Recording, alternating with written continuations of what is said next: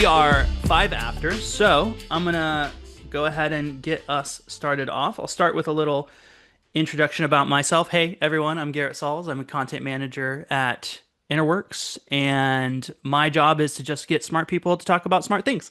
And that's why I'm doing this webinar with smart people like Annabelle and Dustin. So I'll kick it over to Annabelle for her to introduce herself, and then of course we'll introduce our lovely guest here, Dustin. Yeah, also very warm welcome from my side. My name is Annabelle Lincoln. I'm living in Switzerland. I always get confused when Garrett speak with other hosts about America geography, so I always have to Google it, but that's fine. I have like 20 years experience, 15 years in data analytics, essentially in banking. And on my last role, I was leading a center of enablement. And that's why I think that enablement is crucial for any digital transformation or any platform implementation. And that's why we come up with Garrett about this webinar series. And I'm very glad that we receive so many guests already. And it's a great honor to receive Dustin today. Dustin has already 12 years experience in data analytics. He is a passionate promoter of the potential of data to transform organization and the career of individual. If you don't follow them in LinkedIn, you probably should, especially if you want to change career. And he is currently enterprise analytic manager at MedStar Health, where he focused specifically on data fluency and leading their own community of practice.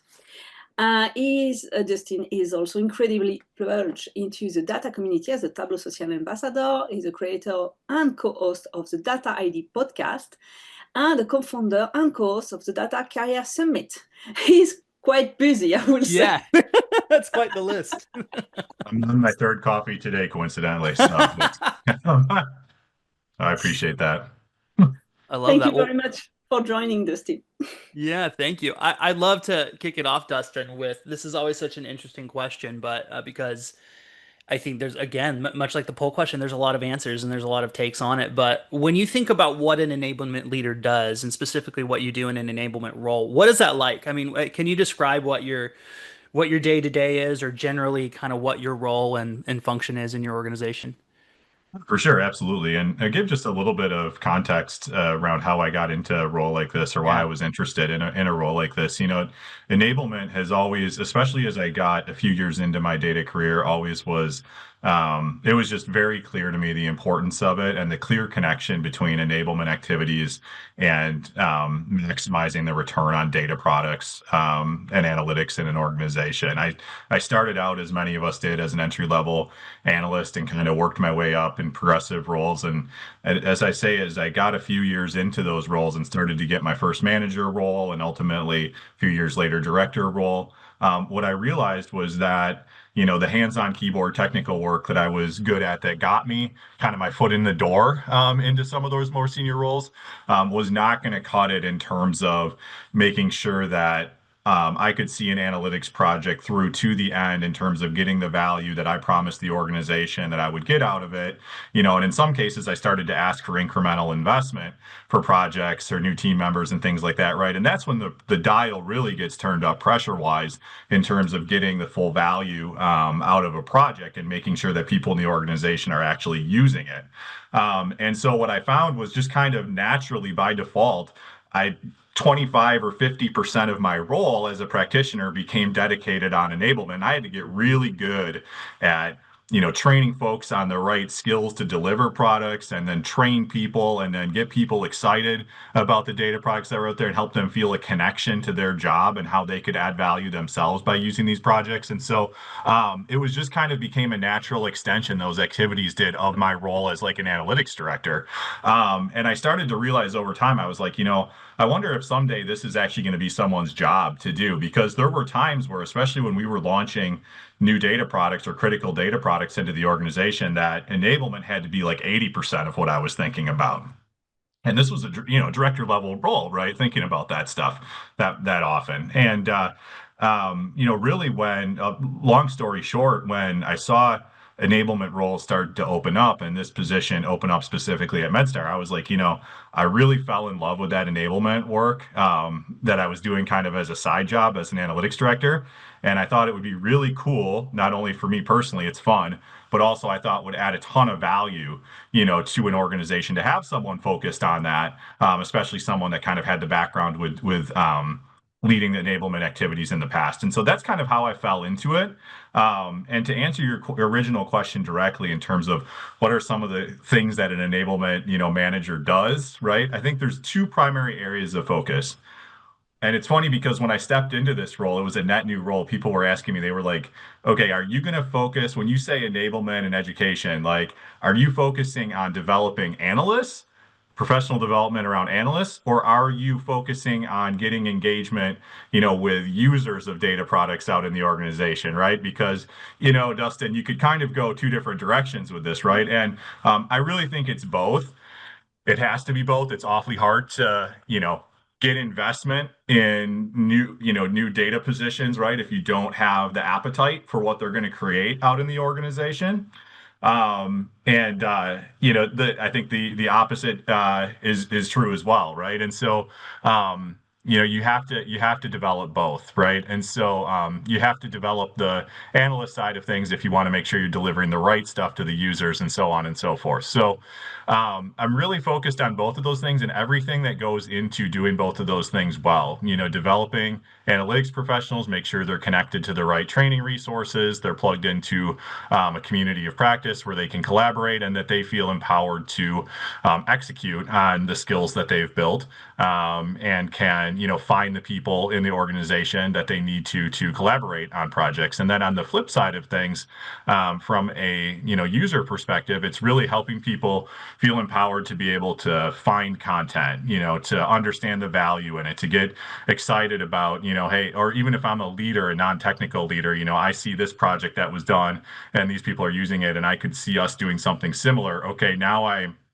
am inspired and see a little bit of the template to go create something like this in my own area, right? And so this all becomes a snowball effect. And so everything to support all of that stuff is what I see being the responsibility of an enablement manager.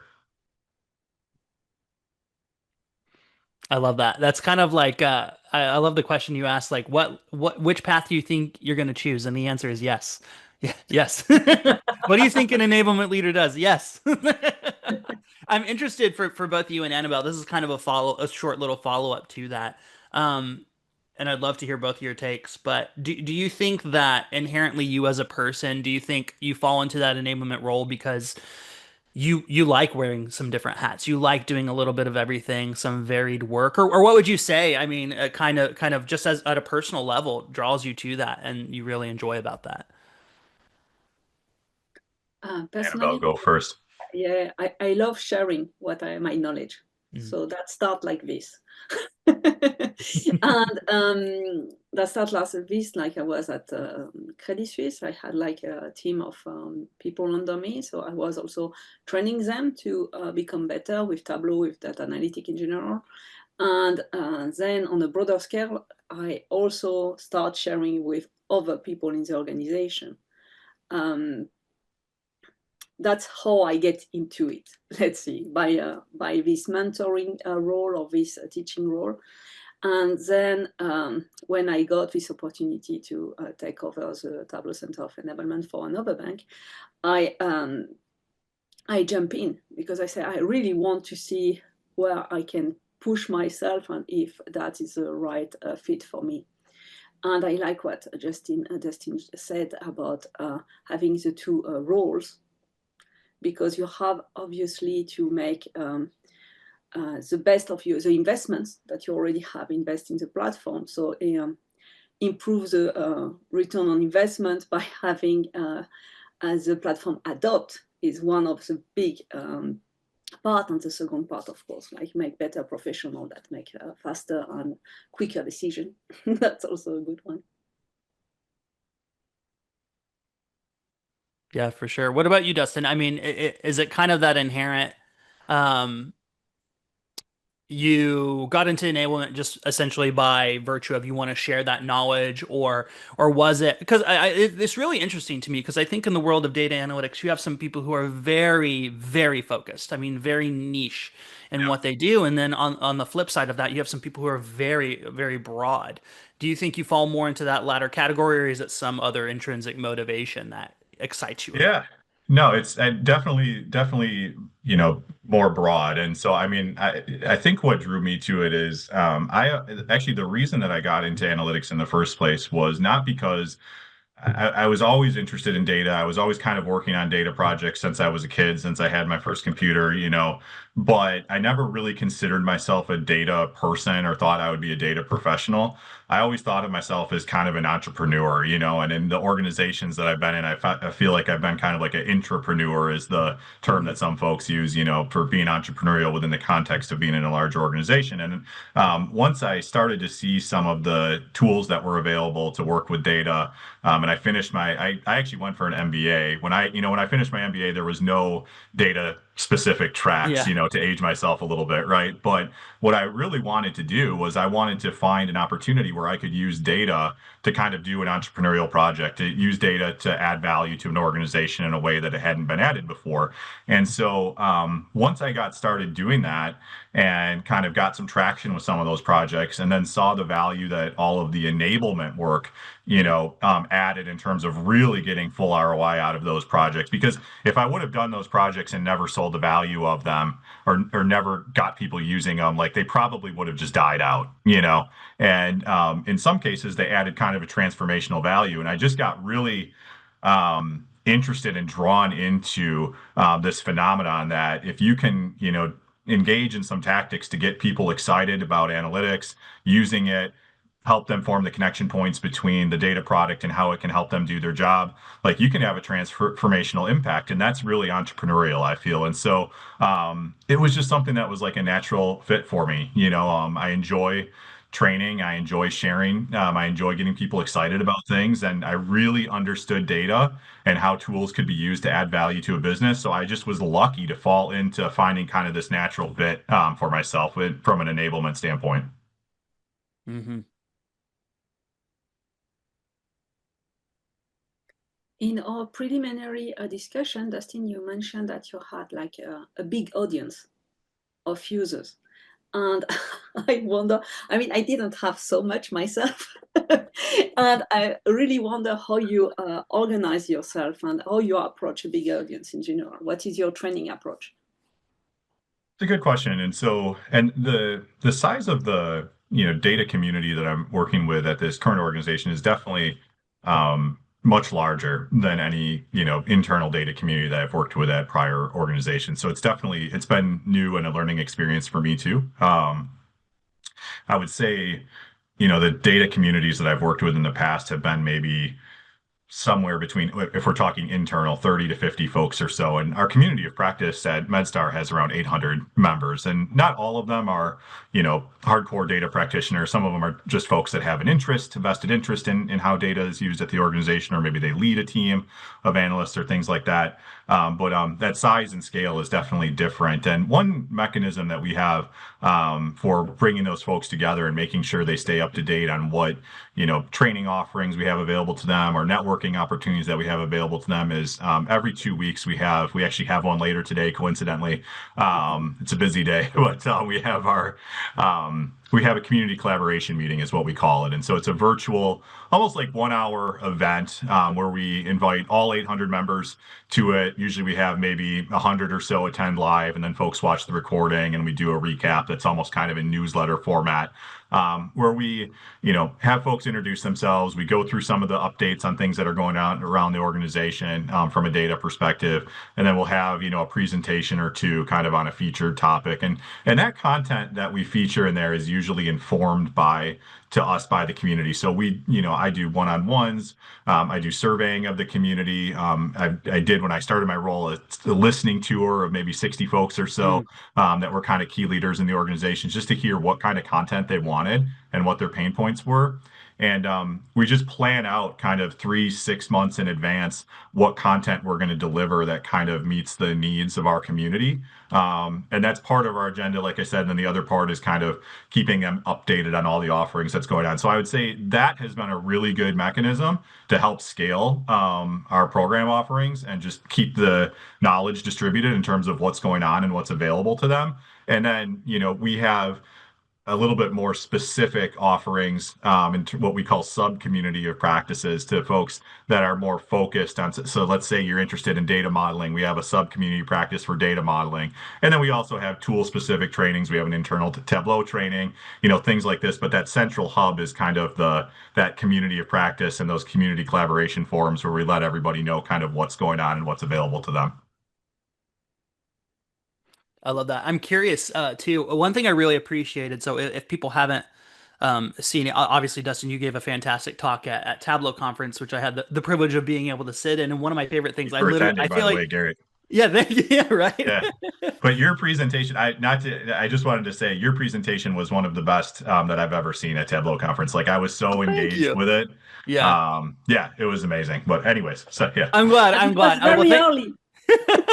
thank you for that. I don't know if Annabelle feels this way, but it really was just like, yeah, I mean, we're just kind of talking about things we learned from, well, obviously from Annabelle's expertise, but from other people, through data forum, through stuff like this. And so, I feel not a little bit, a lot of it like standing on the shoulders of giants, so to speak, and just like here, let's just coalesce and congregate these big ideas and hopefully share something that's of value. But one thing I feel like I talk about this weekly. It comes up in Yeah. conversations all the time. One thing I really loved, and I think it's a little bit about what you're talking about when we're talking about this cohort. So obviously you have a lot of users. I would imagine that not just the number, but the diversity of roles. And one thing I really appreciated about your presentation was the way in which you really thoughtfully broke down user personas. Can you Mm-hmm. speak a little bit to just the different types of people that you serve? Mm-hmm. Like maybe different roles, whether they're technical, whether they're not technical. I mean, what's the variation amongst your organization? How do you reach those people?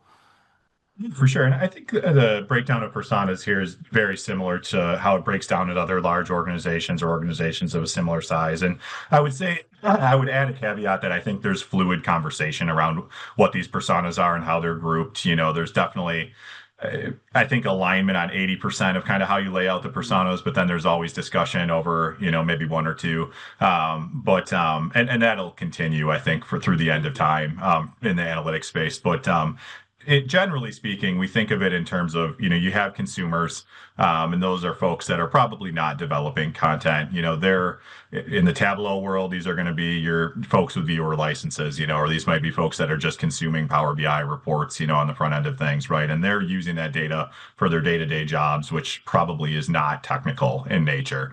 Mhm. And then you've got, kind of your analysts that may create a data visualization, they may publish a report, things like that. And then but maybe they don't get into as much of the data engineering work. Mm, Then you've got and those folks, by the way, those folks don't necessarily have to have analyst in title, right? They mhm, may have a position that doesn't say data or analyst in their title, but 25 or 50% of their role is being a data analyst, right? And we have many of those, I suspect, or most large organizations have many folks like that. I think that the number of folks, just from my vantage point, have been in the field for 12 or 13 years.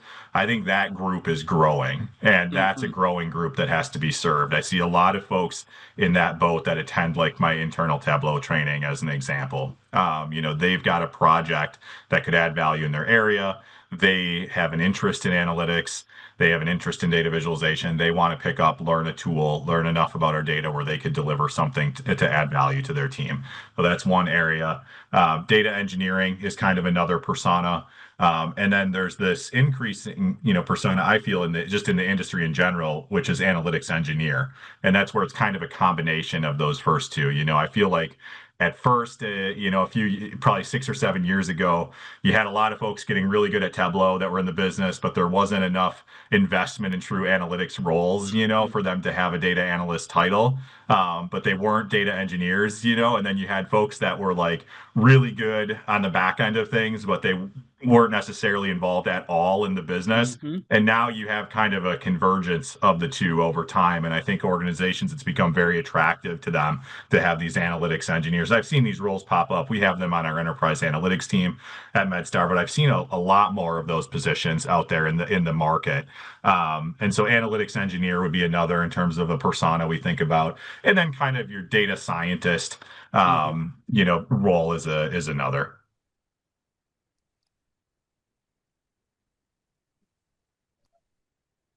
Yeah, that's really helpful. The analytics engineer one is fascinating to me as well. I wonder too if maybe and this is just me spitballing. I wonder too if tools like, and it's not just Tableau, but data ETL tools becoming more user friendly. Do you think those are certainly contributing more to like the analytics engineer role, where all of a sudden you don't have to have all of the intensely hard specific knowledge because technology has helped fill in that gap, makes it easier to translate those data models, whatever, easier to set up, easier to function in something like Tableau or Power BI or whatever analytics tool you're using. Do you think technology has kind of helped kind of converge that gap too? I absolutely do. And I think also too, just like from a personal perspective, I think an individual that, you're probably not going to have someone that becomes a master of both things. I think most people are going to lean just naturally strength wise towards one or the other, kind of the data analysis or visualization side versus the engineering side. But if you could take someone that was good on the engineering side and make them okay on the presentation layer side of Mhm. things, like that person is going to have a lot of value. Like their personal value proposition just went up significantly. Not only to the value they're adding to their organization, but also for their career. And so I think you have more folks like getting interested on that were in more back end roles and kind of what some of the front end Mhm. stuff looks like. And I think the other side is true too. You take someone that's a great storyteller with data, and has great business acumen, and now they start to get a little bit better at the back end stuff. Like that's quite a person. Mhm. And also I think if you're going to be a leader, if you want to be a leader in your organization, organizations have to develop leaders that have a little bit of both of those skills so that they can make good decisions from a tooling perspective or strategy perspective, right? But also for someone that wants to be a leader, they've got to get exposure on both sides of the aisle there too. So I think it's a step for folks to kind of take to the next level. Good preparation there, and also organizations. I think whether this is the reason why they're doing it or not, I don't know, but I think that it does prepare people a little bit better for that next step if they have interest in leadership. Mhm. I think it's fantastic to be on an organization that value this cross skill training. Not all the organization does that. Some organizations say, "Ah, you are good at Tableau, you will be always working with Tableau." Never try, the engineering side. So I think it's quite valuable. I'm curious too. This is a kind of a related topic, right? When we talk about technology, we talk about learning new skills, we talk about kind of people filling in these technical gaps and becoming more well-rounded, right? As someone who understands data. One interesting thing I know, Dustin, you had mentioned when we were scoping this episode was this idea of a data literacy, but also the difference between data literacy or the subtle difference between data literacy and data fluency. I kind of want to ask Annabelle first. Annabelle, when you think of data literacy, how do you define that, or kind of what does that look like on the ground? Then I'll ask the same of Dustin and kind of see what the difference between That is that and not a data question I fluency is. prepare. Ah, on the spot. No, this is I good. was We'll going to get say some. he's bringing the tough questions here. Yeah. And that may be inherent. It's a loaded question. It's very Yep. like, what does that mean for different people? So, I think that there is a difference between literacy and fluency. Um, I think that some people also don't like the term of data literacy hmm. because for what literacy stands. And if you say to your big boss, I think that we should have like a data literacy training, they will say, no, no, no. Everyone knows data. Hmm. Everyone know how to read something. So it's a subject that is very touchy for a lot of people because they will refer to the being in alphabet. Hmm. which is not that at all. It's like just like make aware of how to read some chart, how to evaluate, and if more organization will be more open to really open the door and say, okay, we notice that we can progress, it will be better. But sometimes you have to advance with care. Mm. I still remember me teaching a CFO about like a weighted average. And it was a big moment of solitude, I would say. Well, long time ago. So Uh-huh. you cannot even find that on my CV.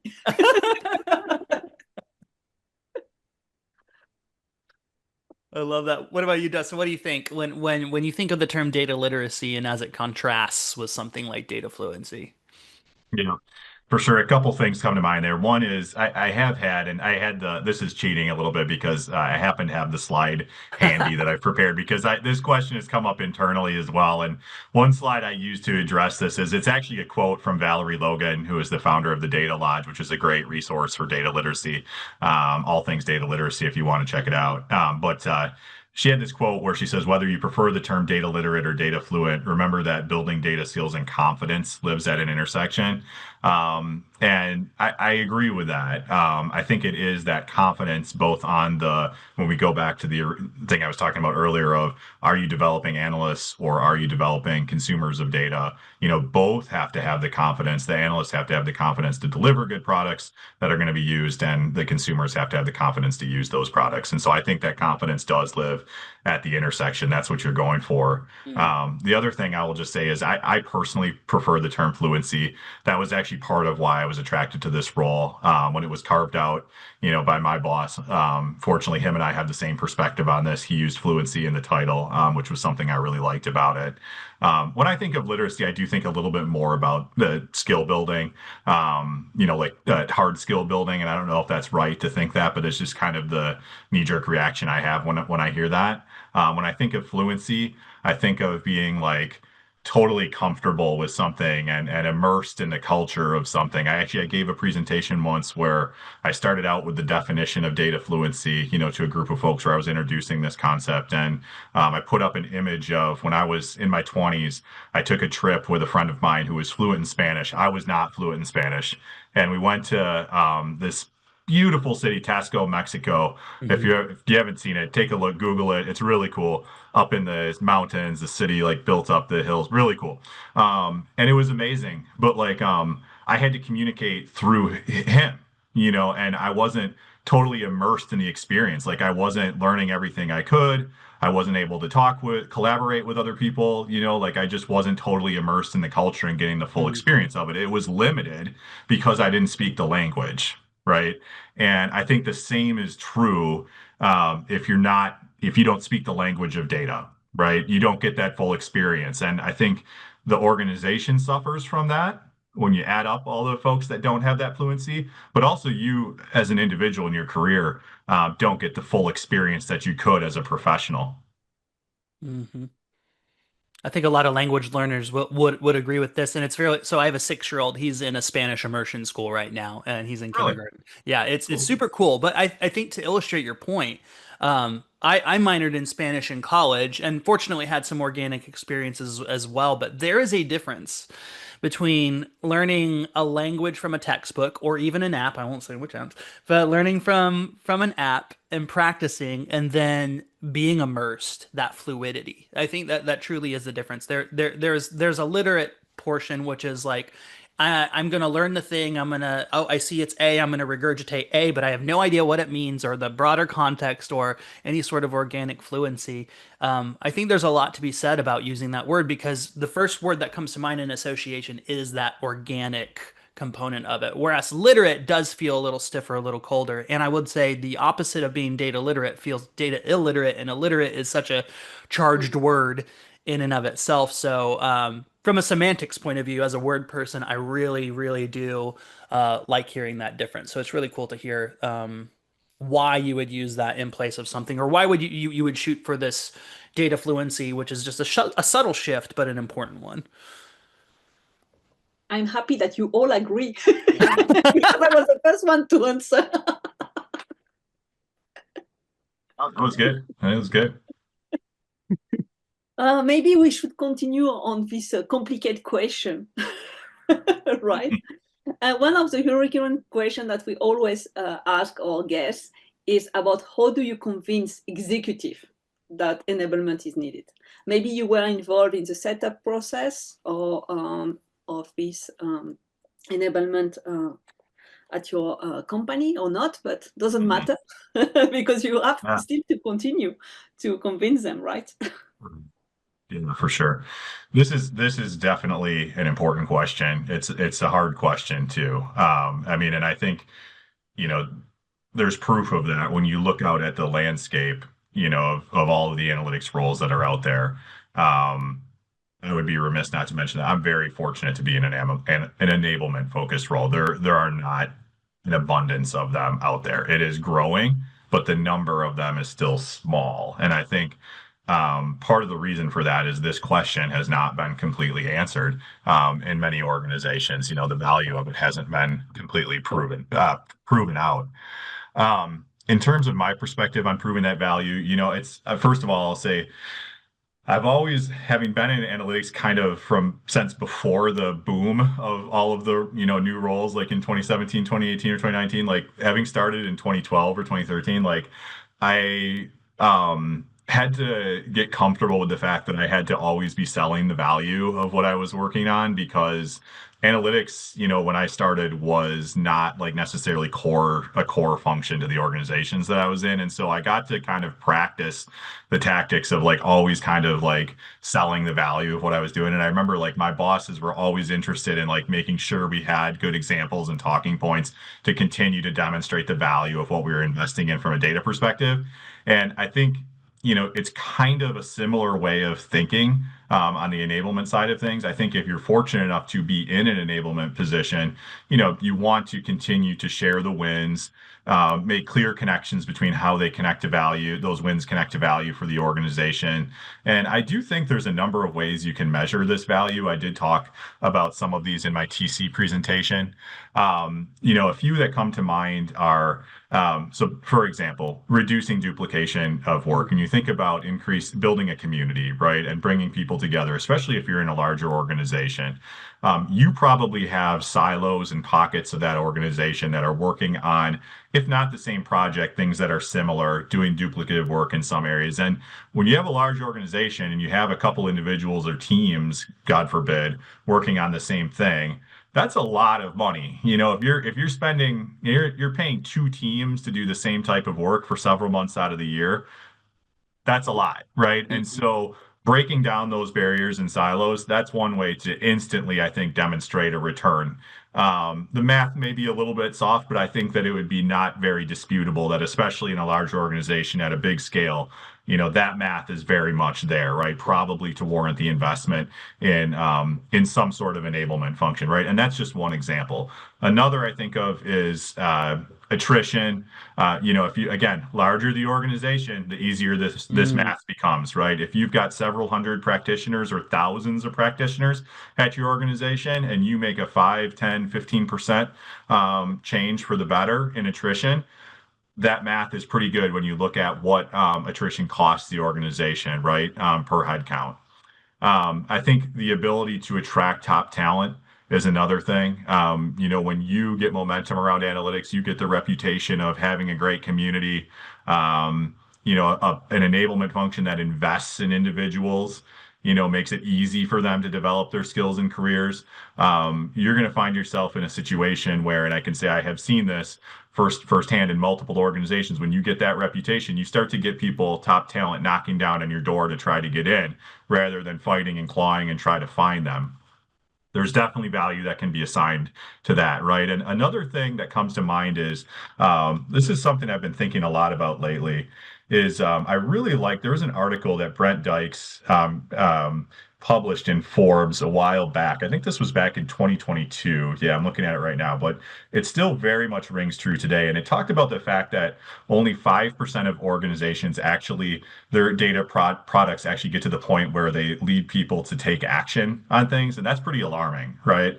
And maybe it's not 5% today, maybe it's 10%, but I think it's still, most people would agree, a pretty low number. think about the investment that's going into those projects from a tooling perspective, from a labor perspective, from in some cases, a consulting fee perspective, right? If you throw hundreds of thousands, if not millions, or in some cases tens of millions of dollars at something, and you only get 5% of those projects leading to action.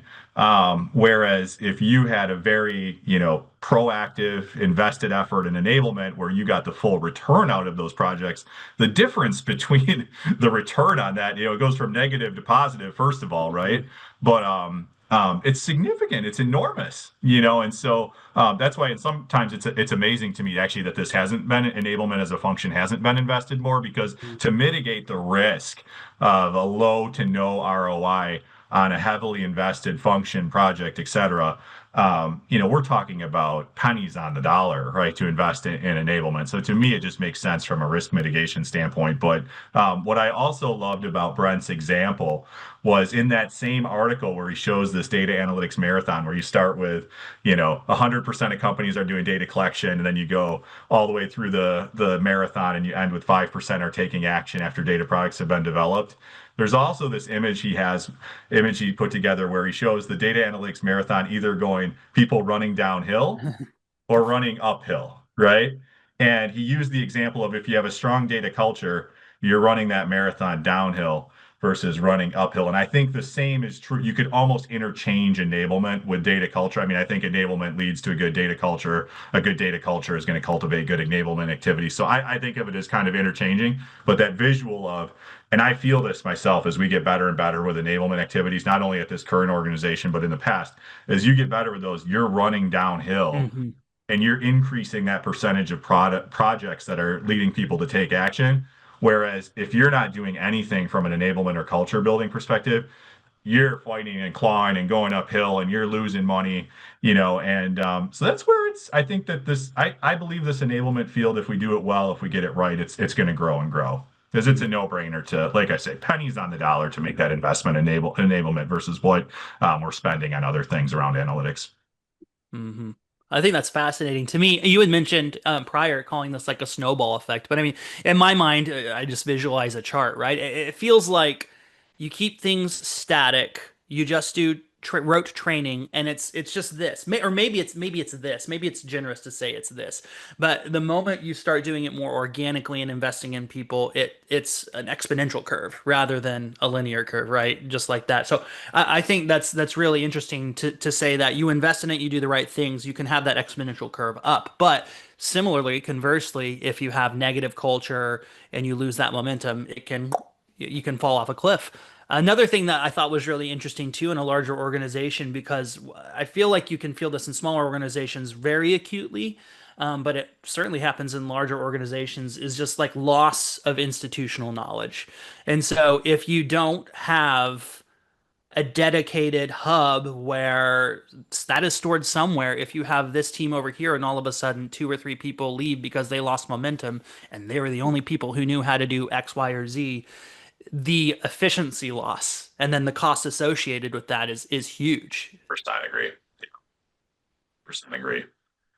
And it's interesting you bring that up, Garrett. That's something I've been thinking about as we've had not only through our community collaborations, folks present on different topics and share their knowledge on topics, but since we've had other sub communities of practice where folks are doing the same, or as we've started to encourage folks to be, encouraged by one of my leaders to always be finding ad hocs or adjunct faculty throughout the Mhm. organization, experts on certain topics where we can have them, lead trainings on, right? And it's not just myself or folks within our analytics team doing that. And the more we do of that, the more we record those things, the more we make those assets available in a repository to the whole community, the more, to your point, sustainability that we have Mhm. around that knowledge base, and the less knowledge, institutional knowledge that we leave when one of those people, God forbid, leaves the organization. Mhm. Mhm. One thing, this kind of goes back into the leadership engagement. You had mentioned earlier that one of the first things you did whenever you came on at MedStar was a listening tour, right? So I'm curious, what benefits did you get from that? Because I feel like a lot of times, especially with data people, there is a tendency to be like, I'm just going to be autonomous. I'm just going to build it. I'm just going to do it. And then how could people deny the results? The data speaks for itself. But I mean, I'm curious that function or any other function that you do to listen first, collaborate first. What have been the benefits of that, or how do you go about that? How do you get some traction? Because it can be very difficult to get people in the same room, or people to care, or people to listen and show up in that way. That's definitely a lot to unpack in that question. I would say in the context of how I started, starting this net new role, which was the first role I've ever had that's totally enablement focused. I've never gone. I've always started roles with having like the typical meet and greet set up, right? But I have to give credit big time to the gentleman that hired me, Dylan Clark. I don't know if Dylan's watching this. I'm certain he'll listen to the recording of it. But I have to give a shout out to him because he recommended this approach to, just kind of shamelessly schedule one-on-one meetings to introduce yourself with, kind of all of the key stakeholders and at the organization, and they're not necessarily leaders. They might be kind of Hmm. leaders in non-manager roles, leaders from a data analytics community perspective, right? And we put together this very intentional list of all these folks to talk with, and it was a marathon, to spend a few weeks, meeting kind of back to back with all these folks in the organization. And it isn't something that I necessarily had thought to do in my 30, 60, 90-day plan, if you will. I definitely thought I would meet with some, but not kind of this just shotgun approach, to meeting with all of these folks. And I will say that what I thought was a benefit of that, there were many. I would do it absolutely again if I started another enablement role. Was that what became very apparent to me was I took probably 60 or 65 pages of notes during those meetings, but I actually have one slide where I won't share it, but it actually boiled all the feedback down into three Hmm. pillars of three different kind of themes or categories that the feedback um, led me to. And it was just very clear in terms of what some of the big needs, the big rocks were that we had to tackle from an enablement perspective. And there's different tactics and different initiatives that we launched to kind of get started with tackling each of those. But it at least gave us a guiding light of kind of the three big things that we had to go after. And what we did was we worked backwards then was we actually came up with, based on our experience and the feedback we heard, maybe 10 or 15 initiatives we could launch to help Hmm. with each of those things that we heard we needed. And we just started to kind of plot them out, like took a crack at what would the effort be to do some of these things to move the needle on those big rocks and what would the impact of them be. And we just started to go after quick wins first and then got into some of the more complex initiatives over time. And we still have a long ways to go. If I look at that grid of all of the things we can do and the effort they would add, the impact they would add, I put a visual up at TC in my deck, actually, of just kind Yeah, of I the know the one. framework that we use, yeah, to evaluate this. You saw there's a lot of dots on there we haven't Hmm. tackled, right? But again, it was those three themes that jumped off the page. And it's interesting because the themes came up, whether it was leader persona, associate persona, technical, non-technical, there was really these big themes that popped out across everyone, and it just helped create an initial roadmap of kind of quick wins to go after, and then wins that would get increasingly complex that we could tackle later down the road. But it really informed our initial roadmap. Hmm. Hmm. That's massively useful. I think too, there's inherent value in attaching value to the level of effort and the level of impact a certain initiative is going to have. But I also think just the act of mapping it and the act of just picking one and starting with it, starting with a small win, starting with the next win. And yeah, it can be intimidating seeing all the dots or looking up the mountain of all the work that you have to do. But I think that's better than the alternative of we're going to do some things and we're kind of looking in the dark and hopefully we're stepping in the right direction. I don't know. So I think that's a much better approach. I'm spatially oriented, so I really like seeing things plotted out, even if it's a lot. So. To hand it to What you I and Annabelle, though, my all of the dots that I have, the ideas that we have for enablement initiatives, it grows over time, right? And we have an internal advisory council that we formed that they definitely have added a lot of dots to that grid, which is fantastic. And you know the potential, all the ideas that we could implement, it's a living, breathing document, and we're constantly reprioritizing those based upon what the biggest needs are. But I will say that when I attended your session at TC, you and Annabelle's session at TC, I added some more dots to that grid. You know, I added some more ideas to We're that sorry. backlog. Yeah, no, I love it. And I would recommend if anyone is looking to get started with Mhm. some wins, you know, that they can get from an enablement perspective, things that are well worthy of investment, I would encourage them to take a look at your presentation. Yeah, Cool. I appreciate But that. I really love what you said, Dustin, with your boss who enable you inside the organization, I would absolutely. say. Yes, he did. Because I still remember that sometimes it's not so easy to contact people and ask for this feedback for having done myself. And sometimes the first interaction I had with them was like, you are using too much resources in Tableau server. What are you doing? I'm exaggerating, of course, but yeah, it's a nice introduction to have. I think that's really 100%. great. That's something we've seen consistently too. When we talk about one person I talk with a lot lately is a consultant at Interworks named Sarah Dorfman, and she's the head of like our migration from like Tableau server to Tableau cloud stuff. And so a big part of what they talk about when they move those things is really like looking at communities and understanding that usage aspect. And because it's one thing to like go from A to B, right? But how do you want to do that intelligently? How do you want to do that smartly? And so I think to your point, as an enablement professional, regardless of whatever it is you're using, looking at those usage analytics and very kindly approaching people like, I see you have 500 dashboards. And maybe what would we think about five? Could can be useful not only in just reducing resources, which hopefully helps with the ultimate ROI and giving other people space as well to contribute, but also in just engaging, just as an engagement point, as a conversation point to talk with someone because maybe they don't know. A lot of people probably don't know best practices or that they can consolidate something, and they just need an extra set of hands to help them in that way. So, Completely. One increasing kind of our understanding of utilization reporting and how to action insights that you find from utilization reporting was one of the dots mm, that we had that we've already been investing in. And this was kind of a natural one for me to help kind of get off the ground internally was because in the past when I was an analytics leader, when I had launched initiatives where I knew I had to get that full return out of it, we had made big promises in terms of the value, right? Like that utilization reporting was something I looked at daily when we launched, new dashboards or new data products, right? Like I wanted to know who was using it, but also sometimes more importantly, who wasn't, right? mhm, And get curious to your point, not in a punitive manner, but kind of ask questions.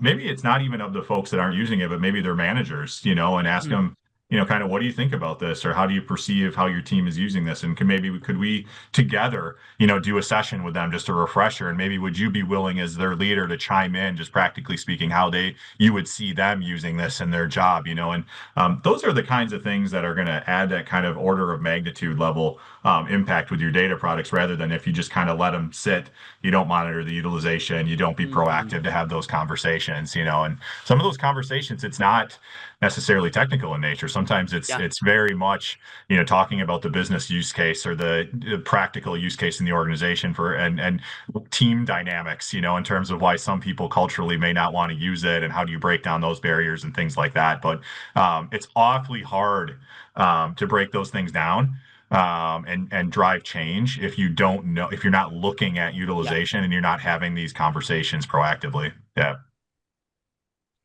Yeah, for sure. That's a great insight.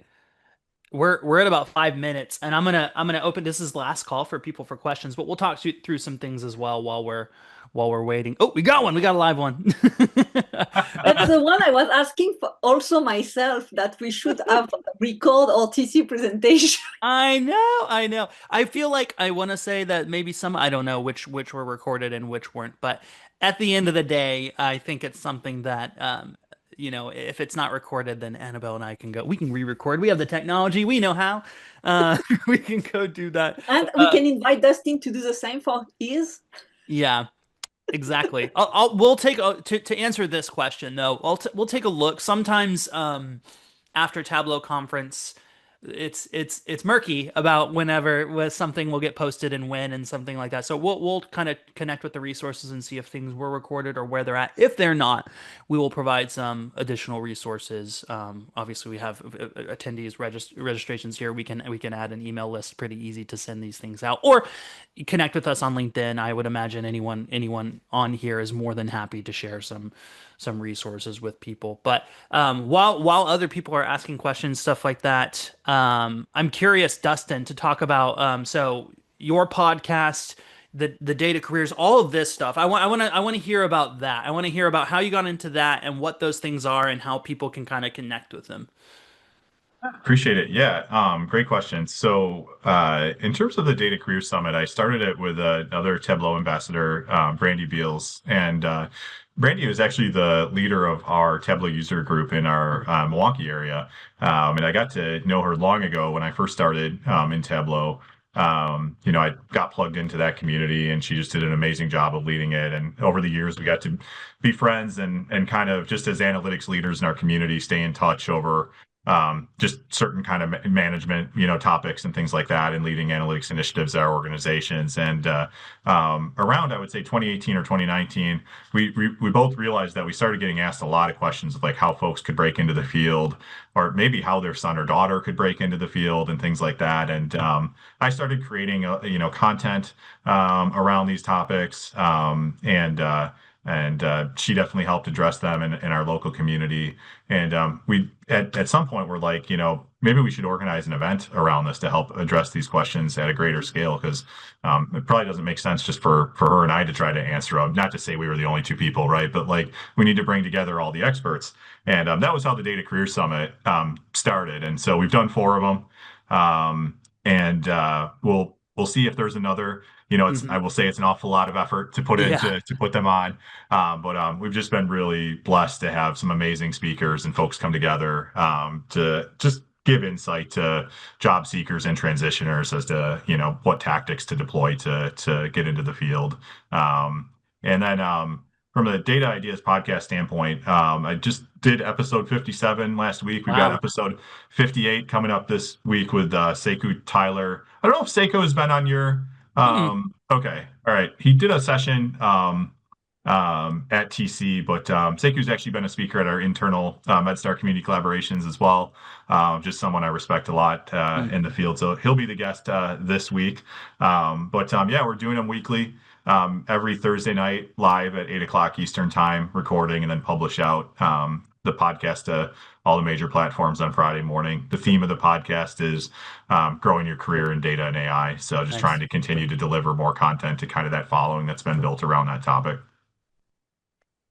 That's great. I love hearing about that. And what a great niche to fill, because I feel like this is true of any job searching, any job sort of thing. It can be really tough to find clarity. It can be really tough to find expertise and knowledge that is actually useful and not just something that is written to get clicks. And so, obviously, knowing you and others as trusted sources of people who have been there and have done these things and work in these organizations and know what it takes to succeed, right? Kind of cutting through that noise and how to upskill, how the soft skills as well, the things that people need to know, which are really valuable, just as valuable. That's a massive benefit. I mean, so thanks for doing that, because it can be tough. I mean, for job searchers out there to know, like, can I trust this source? Is this right? Is this correct? Even if you do all the correct things, it's still very difficult. So It's, yeah, it's a good point. I'm curious, as just kind of a final question, what's next for you? Obviously, the podcast on Thursday, but beyond that, what's next for you No, something professionally? tonight. Remember, he has something tonight to Oh, present okay. internally. Yes. Oh, that's right. That's right. Yes, yes, yes. Yeah. Yeah, for sure. So actually, I think the funny thing is actually, I think in the next hour, this was pre-recorded, but the Disruptive Data Leadership Summit is going on. Uh-huh. I'm presenting. I think it literally is starting in a minute from now, but Two I'm places not at going to make once. it to my own. I'm not going to make it to my own presentation. I recorded it a week ago or so, but it is a session actually on building data communities and just some of the tactics that we've used to build data communities, whether they're internal or external to your organization. I've got kind of 7 steps, 7 key things that I think about, and have added a little bit of detail around each of those. It's a 20-minute presentation. Hmm. And we're probably going to share that internally at our organization as well. But yeah, that's literally the next thing, I guess, that I'm doing in a minute from now. But we got Sekou on the podcast later this week. Um, and I think we'll leave it at that. We're at time. That's great. Well, I Yeah. appreciate you joining. What's the best way, real quick, the best way to connect for people? Is LinkedIn essentially if people have Yeah, questions, anything like that? absolutely. Feel free to connect with me, reach out. Be glad to talk anything data or data engagement. Awesome. Well, thank you so much for joining. It's been fantastic as usual. As always, my one regret is we don't have any more time, so we'll have to do this again at some point. Thanks for coming Absolutely. on. Thanks for a great talk. Appreciate it, and good luck. Good luck with your next presentation right now. Thanks. Appreciate it. Thank you both for inviting me on. When I saw the list of guests that you presented at Tableau Conference and who's been on, I thought, geez, why is it that I'm going to be the next person on this Ah, you list? It's deserve it. You're in definitely the an Hall of honor. Fame You now. deserve it. And I'm learning, I feel like from two greats here in both of you. And so definitely had some imposter syndrome, coming onto this one. But thank you to both of you for having me on and all of the work that you do to advance enablement in our industry. Likewise. Thanks, Yeah. Dustin. See you, Annabelle. Thank Thank you Thanks, you. very everyone, for much. joining.